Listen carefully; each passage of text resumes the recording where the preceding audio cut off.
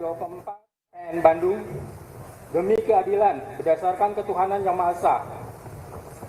Pengadilan Negeri Kelas 1A Khusus Bandung yang mengadili perkara pra-peradilan dalam tingkat pertama telah menjatuhkan putusan sebagai berikut dalam perkara antara Peggy Setiawan, lahir di Cirebon, umur 27 tahun, agama Islam, beralamat di Dusun 1, Blok Simaja, RT 04, RW 002, Desa Kepongpongan, Kecamatan Talun, Kabupaten Cirebon.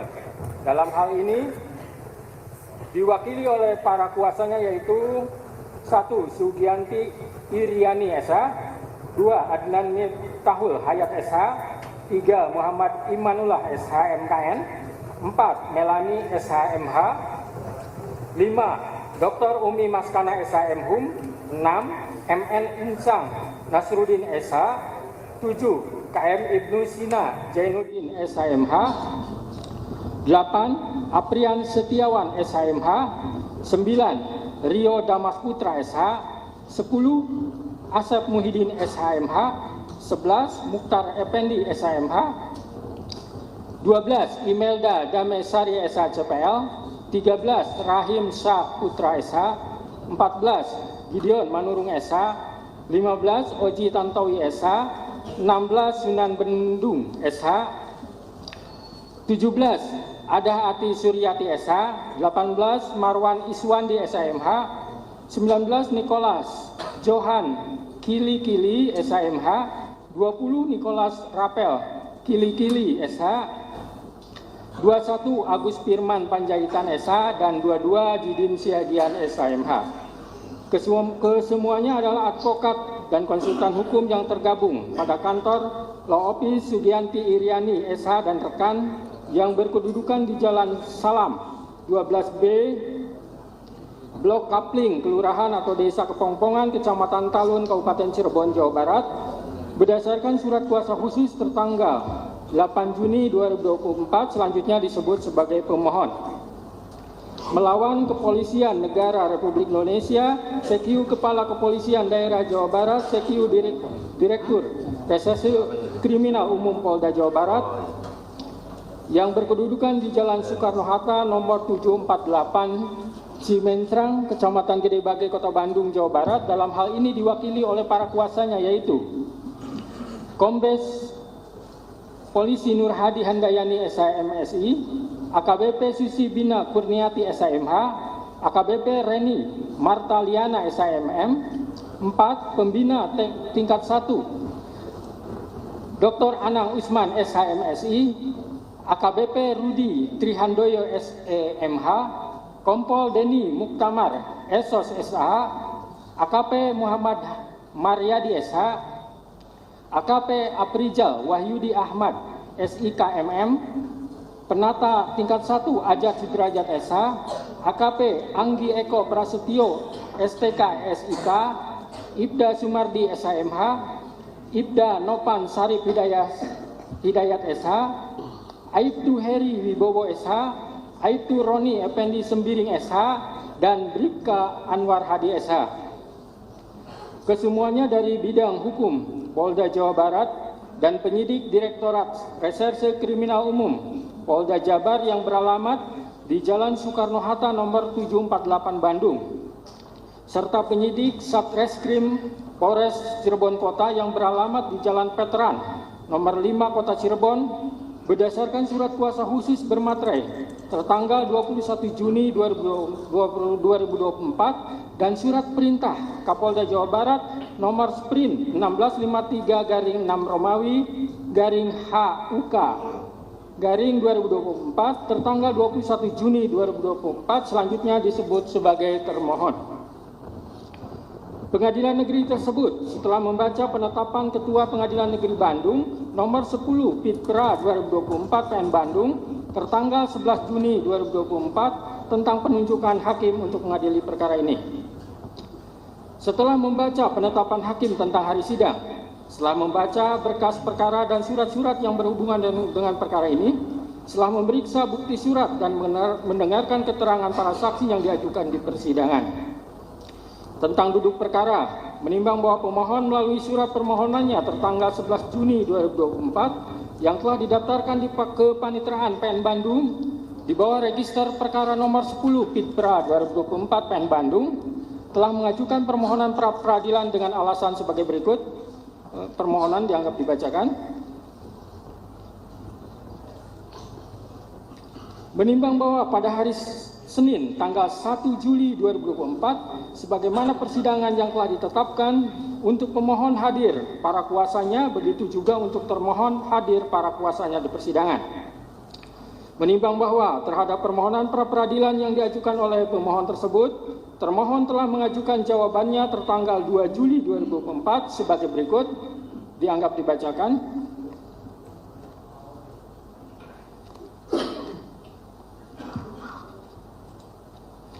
Menimbang bahwa selanjutnya pemohon dan termohon telah mengajukan replik dan duplik masing-masing tertanggal 2 Juli 2024. Menimbang bahwa untuk membuktikan dalil-dalil permohonannya, pemohon telah mengajukan bukti surat selengkapnya. Bukti surat tersebut sebagai berikut, tertanda P1 sampai dengan P31. Menimbang bahwa bukti surat tersebut telah dicocokkan sesuai dengan aslinya, kecuali bukti P1, P3, P16, P17, P21, P25, P26, P27, P28, P29, P30, dan P31 fotokopi dari fotokopi. Sedangkan P13, P14, P15, P18, P19, P23, P24, dan P27 hasil dari print out, dan semuanya telah bermaterai cukup. Menimbang bahwa di samping bukti surat tersebut, pemohon juga telah mengajukan 4 orang saksi yang telah memberikan keterangan di bawah sumpah, yaitu 1 saksi Dede Kurniawan, 2 saksi Agus Kurgunawan, 3 saksi Riana Yolantina, dan 4 saksi Suharsono. Menimbang bahwa pemohon juga telah mengajukan 1 orang ahli yang telah memberikan pendapatnya di bawah sumpah atau janji, yaitu ahli Profesor Dr. Suhandi Cahaya SH MH MBA yang telah memberikan pendapat yang pada pokoknya sebagai berikut, juga dianggap dibacakan. Menimbang bahwa untuk membuktikan dalil-dalil sangkalannya, termohon telah mengajukan bukti surat selengkapnya. Bukti surat tersebut yaitu sebagai berikut, bukti surat T1 sampai dengan bukti surat T77. Menimbang bahwa bukti surat tersebut telah dicocokkan sesuai dengan aslinya, kecuali bukti surat T1, T15, T16, T17, T18, T32, T33, T45, T46, T47, T48, dan T75. Fotokopi dari fotokopi, dan semuanya telah bermaterai cukup. Menimbang bahwa termohon di dalam perkara pra peradilan akuo tidak mengajukan saksi, akan tetapi telah mengajukan 1 orang ahli, yaitu Profesor Dr. Agus Surono SHMH yang telah memberikan pendapat yang pada pokoknya sebagai berikut, dianggap dibacakan.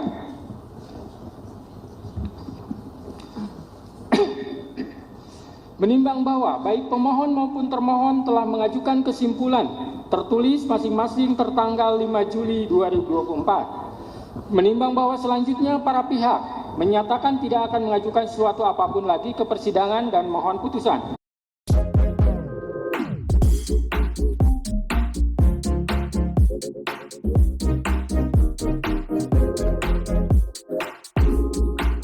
Menyatakan tidak akan mengajukan sesuatu apapun lagi ke persidangan dan mohon putusan. Menimbang bahwa untuk menyingkat uraian putusan ini, maka segala sesuatu yang tercatat di dalam berita acara persidangan dianggap telah termuat selengkapnya dan menjadi bagian yang tak terpisahkan dari putusan ini. Tentang pertimbangan hukum, menimbang bahwa maksud dan tujuan permohonan pra peradilan pemohon adalah sebagaimana terurai di atas. Menimbang bahwa pada pokoknya menurut pemohon, penetapan tersangka kepada pemohon berdasarkan surat ketetapan nomor S-TAP garing 90 garing 5 Romawi garing res 1.24 garing 2024 garing Distres Krimum tanggal 21 Mei 2024 atas nama Peggy Setiawan beserta surat yang berkaitan lainnya dinyatakan tidak sah dan batal demi hukum.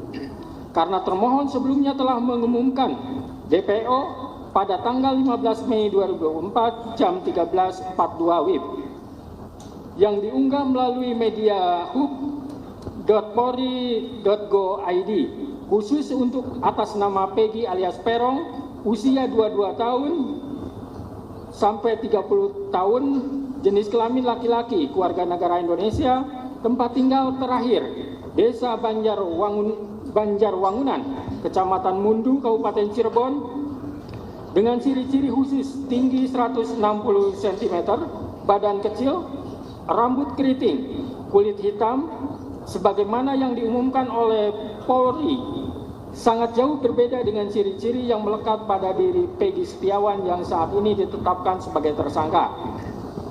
Bahwa untuk dapat disebut seseorang DPO, maka mengacu pada pasal 17 angka 6 Perkap Kapolri nomor 6 tahun 2019 tentang manajemen penyidikan menyebutkan tersangka yang telah dipanggil untuk pemeriksaan guna penyidikan perkara dan tidak jelas keberadaannya dicatat di dalam daftar pencarian orang dan dibuatkan surat pencarian orang. Akan tetapi dalam fakta perkara akuo, pemohon tidak pernah dipanggil oleh termohon dalam perkara tersebut. Dan pemohon tidak pernah melarikan diri, terkecuali sebelumnya apabila pemohon telah dipanggil oleh termohon secara sah, kemudian ia mengabaikan atas panggilan tersebut. Maka hal tersebut layak dilakukan penetapan tersangka selama telah ditemukannya dua alat bukti tanpa kehadirannya in absentia. Menimbang bahwa selanjutnya menurut pemohon, prasa bukti permulaan yang cukup dan bukti yang cukup dalam pasal 1 angka 14 patut diduga, pasal 17 dan pasal 21 ayat 1 KUHP harus ditafsirkan sekurang-kurangnya minimal dua alat bukti, serta berlandaskan kepada pasal 184 KUHP, serta disertai pemeriksaan calon tersangkanya. Kecuali tindak pidana yang penetapannya tersangkanya dimungkinkan dilakukan tanpa kehadiran in absentia. Artinya sebelum Peggy Setiawan ditetapkan tersangka, maka termohon memiliki kewajiban untuk melakukan klarifikasi terlebih dahulu kepada pemohon. Menimbang bahwa dalil-dalil yang dikemukakan oleh pemohon dalam permohonan tersebut telah dibantah oleh termohon dengan surat jawaban tertanggal 2 Juli 2024 sebagaimana terurai di atas. Menimbang bahwa untuk membuktikan permohonannya, pemohon telah mengajukan bukti surat yang ditandai dengan bukti P1 sampai dengan P31 dan mengajukan 1 orang ahli serta 4 orang saksi. Sedangkan untuk membuktikan bantahannya, termohon telah mengajukan bukti surat berupa T1 sampai dengan T77 serta mengajukan 1 orang ahli. Menimbang bahwa terhadap bukti-bukti yang diajukan baik oleh pemohon maupun oleh termohon, hakim pra-peradilan hanya akan mempertimbangkan alat bukti yang ada relevansinya dengan persoalan dalam perkara pra-peradilan ini. Sedangkan yang dianggap tidak relevan dengan perkara akuo dengan sendirinya akan dikesampingkan. Menimbang bahwa hakim pra-peradilan tidak mengadili apakah seseorang itu bersalah atau tidak bersalah, serta tidak juga mengadili apakah seseorang itu pelaku atau bukan pelaku, karena sesuai dengan peraturan Mahkamah Agung RI nomor 4 tahun 2016 dalam bab 2 pasal 2 ayat 2 menentukan bahwa pemeriksaan pra-peradilan terhadap pemohon tentang tidak sahnya penetapan tersangka hanya menilai aspek formil, yaitu apakah ada paling sedikit 2 alat bukti yang sah dan tidak memasuki materi perkara. Menimbang bahwa sebelum hakim mempertimbangkan lebih lanjut apakah permohonan pra-peradilan yang diajukan oleh pemohon beralasan atau tidak, maka terlebih dahulu akan dipertimbangkan tentang berwenang tidaknya hakim pra-peradilan untuk mengadili tentang sah tidaknya penetapan tersangka berdasarkan surat ketetapan nomor Stap 90 garing 5 Romawi Res 124/2024 garing Distreskrimum tanggal 21 Mei 2024 atas nama Peggy Setiawan. Menimbang bahwa lembaga pra-peradilan adalah merupakan lembaga yang bertujuan untuk mengawasi secara horizontal proses penegakan hukum yang dilakukan oleh penyidik dan penuntut umum. yaitu untuk menguji apakah penyidik atau penuntut umum dalam melaksanakan tugas dan wewenangnya dalam proses penyidikan atau penuntutan telah sesuai dengan ketentuan hukum dan undang-undang yang berlaku, di mana undang-undang telah menentukan secara limitatif kewenangan lembaga pra-peradilan sebagaimana diatur dalam pasal 77 huruf A KUHP, yaitu untuk memeriksa dan memutus a. sah atau tidaknya penangkapan, penahanan, penghentian penyidikan atau penghentian penuntutan. B. Ganti kerugian dan atau rehabilitasi bagi seorang yang perkara pidananya dihentikan pada tingkat penyidikan atau penuntutan. Menimbang bahwa apabila mengacu pada ketentuan pasal 77 KUHP, maka jelas pengujian sah tidaknya penggeledahan dan penyitaan tidak termasuk ke dalam kewenangan lembaga pra-peradilan, dan dalam praktek peradilan selama ini hakim selalu berpedoman pada ketentuan pasal 77 KUHP untuk menentukan kewenangannya dalam memeriksa dan mengadili permohonan pra-peradilan tersebut. Menimbang bahwa akan tetapi setelah adanya putusan Mahkamah Konstitusi nomor 21 garing PUU 12 Romawi garing 2004 yang di dalam amar putusannya menyatakan pasal 77 huruf A Undang-Undang nomor 8 tahun 1981 tentang KUHP tidak mempunyai kekuatan hukum mengikat sepanjang tidak dimaknai termasuk penetapan tersangka, penggeledahan dan penyitaan, yang berarti secara konstitusional telah diakui bahwa penetapan tersangka, penggeledahan dan penyitaan juga termasuk sebagai salah satu kewenangan lembaga pra-peradilan, di mana oleh karena putusan Mahkamah Konstitusi bersifat final dan binding sehingga mengikat bagi siapapun juga, dan semenjak adanya putusan Mahkamah Konstitusi tersebut telah terdapat beberapa putusan pra-peradilan yang mengakui bahwa penetapan tersangka, penggeledahan dan penyitaan termasuk objek lembaga pra-peradilan. Menimbang bahwa yang jadi pertanyaan sekarang, apakah penetapan tersangka berdasarkan surat ketetapan nomor Estap garing 90 garing 5 Romawi garing Res 124 garing 2024 tertanggal 21 Mei 2024 atas nama Peggy Setiawan adalah sah atau tidak? Menimbang bahwa sebelum hakim menjawab pertanyaan tersebut, terlebih dahulu hakim akan mempertimbangkan tentang keabsahan dari penetapan daftar pencarian orang DPO nomor 88 garing 9 Romawi garing 2016 di Treskrim atas nama Peggy alias Perong yang ditandatangani di Bandung 15 September 2016 oleh R. Iman Rahari Janto Esa, Direktur Reserse Kriminal Umum Polda Jabar, dan berita acara pencarian orang yang ditandatangani oleh penyidik Direktorat Reserse Kriminal Umum Polda Jabar tanggal 15 September 2016, pide bukti P1 dan bukti T32. Sebagaimana telah diunggah juga oleh termohon pada tanggal 15 Mei 2024 melalui media hub.polri.go.id sebagai fakta notoir.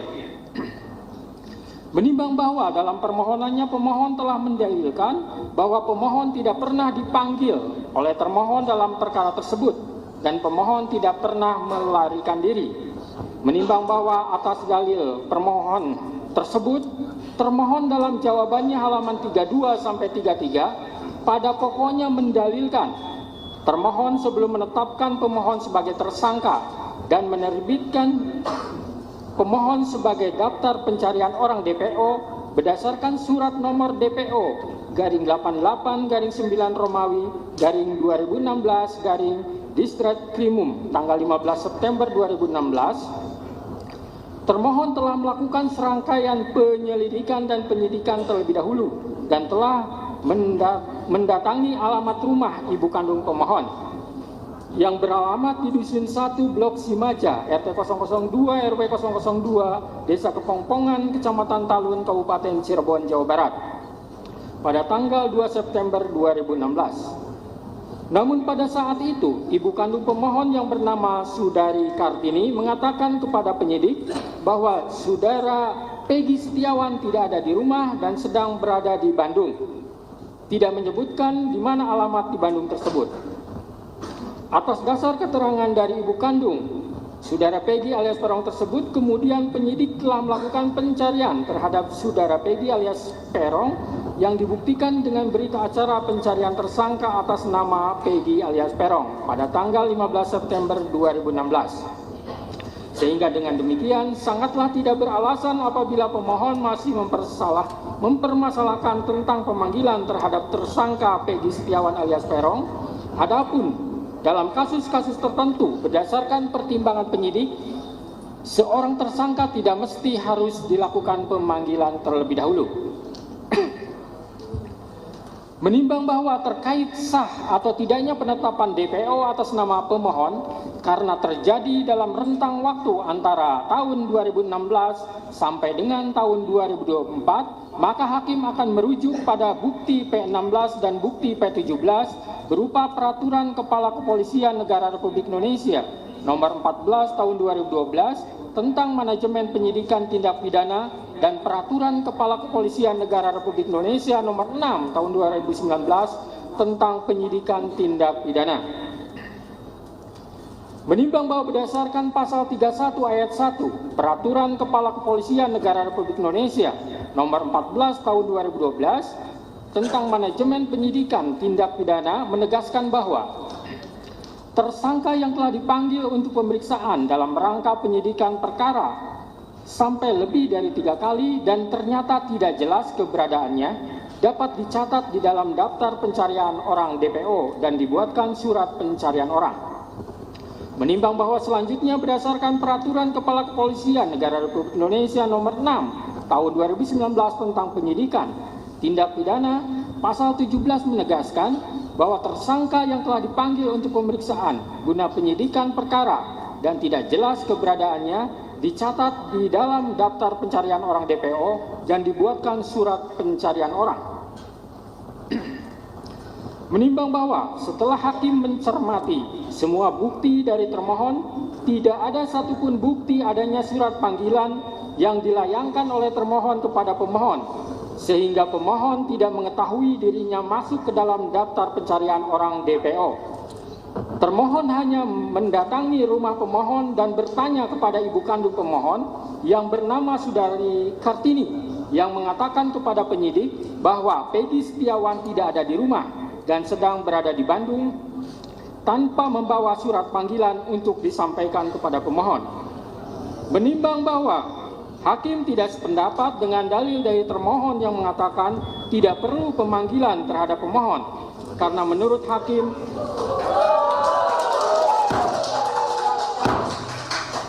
jangan ditanggapi dulu ya sebelum selesai baca putusan. Saya lanjutkan. Menimbang bahwa hakim tidak sependapat dengan dalil dari termohon yang mengatakan tidak perlu pemanggilan terhadap pemohon karena menurut hakim pemohon dan keluarganya berhak mengetahui bahwa dirinya masuk ke dalam daftar pencarian orang DPO.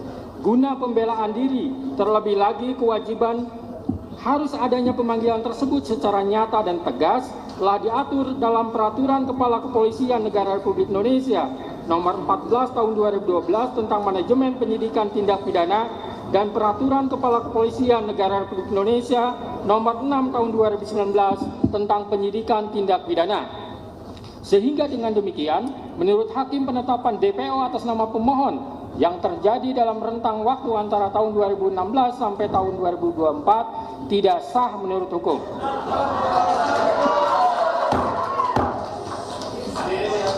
Tahan dulu.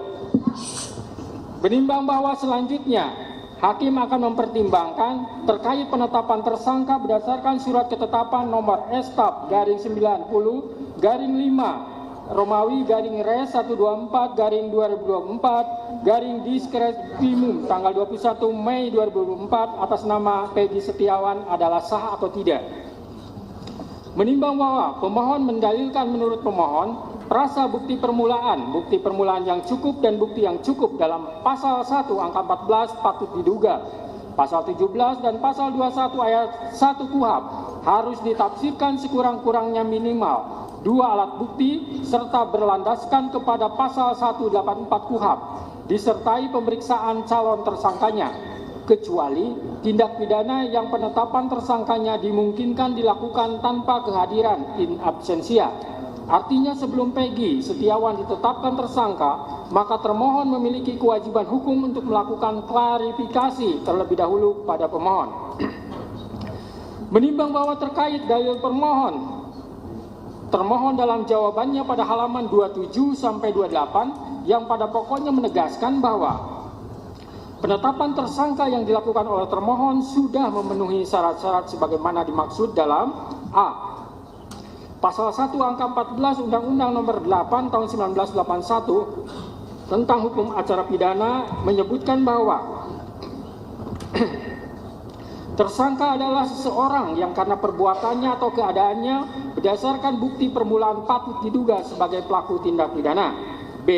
Putusan Mahkamah Konstitusi Republik Indonesia Nomor 21 PUU 12 Romawi 2014 tertanggal 16 Maret 2015 yang dalam amar putusannya menyatakan prasa bukti permulaan yang cukup dan bukti yang cukup sebagaimana ditentukan dalam pasal 1 angka 14, pasal 17 dan pasal 21 ayat 1 Undang-Undang Nomor 8 Tahun 1981 tentang hukum acara pidana, Lembaran Negara Republik Indonesia tahun 1981 nomor 76 tambahan Lembar Negara RI nomor 3209 tidak mempunyai kekuatan hukum mengikat sepanjang tidak dimaknai bahwa bukti permulaan yang cukup dan bukti yang cukup adalah minimal 2 alat bukti yang termuat dalam pasal 184 Undang-Undang Nomor 8 Tahun 1981 tentang hukum acara pidana.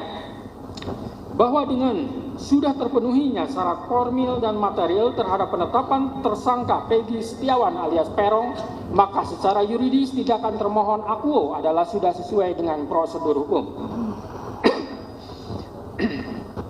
Menimbang bahwa sebagaimana dalil pemohon yang telah dibenarkan oleh termohon dihubungkan dengan bukti P9, T33, T34, dan T67 telah terbukti bahwa pemohon ditetapkan sebagai tersangka berdasarkan surat ketetapan tersangka nomor S/TAP garing 90 garing 5 Romawi garing Res 124 garing 2024 garing Diskres Krimum tanggal 21 Mei 2024. Selanjutnya pemohon telah diperiksa sebagai tersangka sebagaimana berita acara pemeriksaan tersangka Peggy Setiawan alias Peron tertanggal 22 Mei 2024 dan tanggal 12 Juni 2024. Menimbang bahwa dari bukti P9, bukti T33, T34, dan T67 tersebut telah terbukti pemohon ditetapkan sebagai tersangka pada tanggal 21 Mei 2024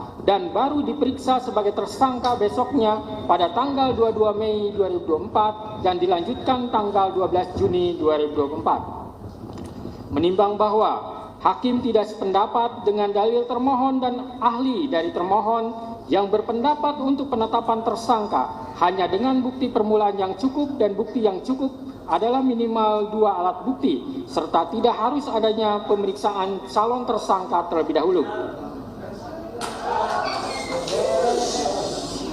Menurut hakim, penetapan tersangka tidak hanya dengan bukti permulaan yang cukup dan bukti yang cukup adalah minimal 2 alat bukti, tetapi juga harus diikuti adanya pemeriksaan calon tersangka terlebih dahulu. Karena hal tersebut sudah jelas dan tegas termaktub dalam putusan Mahkamah Konstitusi nomor 21 garing PUU 12 Romawi garing 2014 tertanggal 16 Maret 2015 telah memberikan syarat tambahan bahwa selain 2 alat bukti harus dilakukan pemeriksaan terhadap calon tersangka terlebih dahulu. Di mana dalam pertimbangannya Mahkamah Konstitusi menyebutkan bahwa agar memenuhi asas kepastian hukum yang adil sebagaimana ditetapkan dalam pasal 28D ayat 1 Undang-Undang Dasar 1945 serta memenuhi asas lex serta dan asas lex stricta dalam hukum pidana, maka prasa bukti permulaan yang cukup dan bukti yang cukup sebagaimana ditentukan dalam pasal 1 angka 14, pasal 17 dan pasal 21 ayat 1 KUHP harus ditafsirkan sekurang-kurangnya 2 alat bukti yang termuat dalam pasal 184 ayat 1 KUHP dan disertai dengan pemeriksaan calon tersangkanya, kecuali terhadap tindak pidana yang penetapan tersangkanya dimungkinkan dilakukan tanpa kehadirannya in absentia. Menimbang bahwa pemeriksaan calon tersangka walaupun tidak dicantumkan dalam amar putusan, melainkan dibunyikan dalam pertimbangannya, akan tetapi putusan Mahkamah Konstitusi tersebut bersifat final dan mengikat, maka sepatutnya isi putusan seluruhnya harus dipatuhi terlebih lagi oleh penegak hukum. Menimbang bahwa keharusan adanya pemeriksaan calon tersangka di samping minimum 2 alat bukti tersebut semata-mata bertujuan untuk memberikan transparansi dan perlindungan hak asasi seseorang agar sebelum ditetapkan sebagai tersangka sudah dapat memberikan keterangan yang seimbang dengan minimum 2 alat bukti yang sah yang telah ditemukan oleh penyidik. Menimbang bahwa oleh karena sebagaimana fakta di persidangan tidak ditemukan bukti satupun yang menunjukkan bahwa pemohon dalam penyidikan yang dilakukan oleh termohon pernah dilakukan pemeriksaan sebagai calon tersangka sebelum ditetapkan sebagai tersangka oleh termohon, maka menurut hakim penetapan tersangka atas pemohon haruslah dinyatakan tidak sah dan dinyatakan batal demi hukum.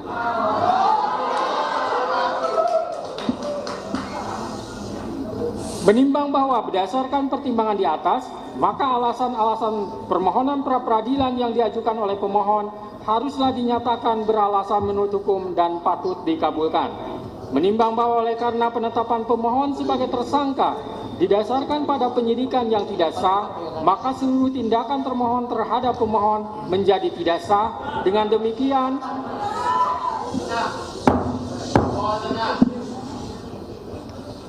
Dengan demikian petitum dalam permohonan pra-peradilan pemohon secara hukum dapat dikabulkan untuk seluruhnya.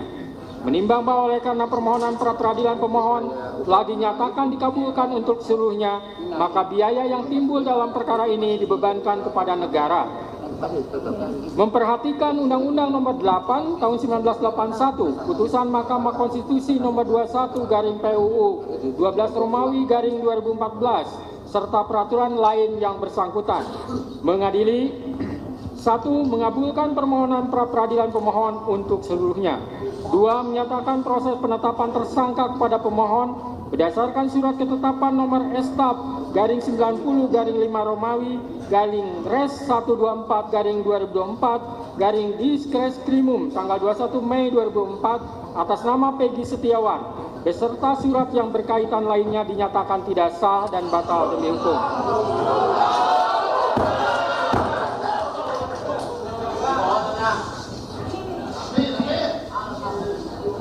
3. Menyatakan tindakan termohon menetapkan pemohon sebagai tersangka dugaan tindak pidana perlindungan anak dan atau pembunuhan berencana dan atau pembunuhan sebagaimana dimaksud dalam pasal 80 ayat 1 Junto pasal 81 ayat 1 Undang-Undang RI Nomor 35 Tahun 2014 tentang perubahan atas Undang-Undang RI Nomor 23 Tahun 2022 tentang perlindungan anak dan atau pasal 340 dan pasal 338 Junto pasal 55 ayat 1 KUHP oleh Polri Daerah Jawa Barat Direktorat Reserse Kriminal Umum termohon adalah tidak sah dan tidak berdasarkan atas hukum. 4. Menetapkan surat ketetapan tersangka nomor Estap /90/5 Romawi /Res 124/2024 Diskreskrimum tanggal 21 Mei 2004 batal demi hukum. 5. Menyatakan tidak sah segala keputusan dan atau penetapan yang dikeluarkan lebih lanjut oleh termohon yang berkenaan dengan penetapan tersangka atas diri pemohon oleh termohon. 6. Memerintahkan kepada termohon untuk menghentikan penyidikan terhadap perintah penyidikan kepada pemohon. 7. Memerintahkan kepada termohon untuk melepaskan pemohon dari tahanan.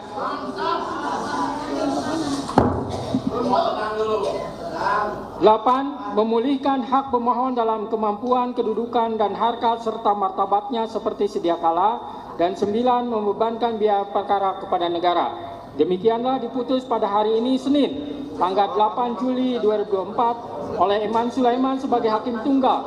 Berdasarkan penetapan Ketua Pengadilan, putusan tersebut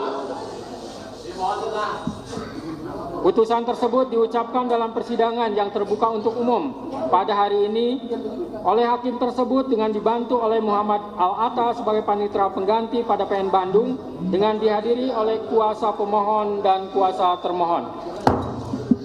Demikian putusan sudah dijatuhkan. Intinya permohonan pra peradilan dari pemohon dikabulkan.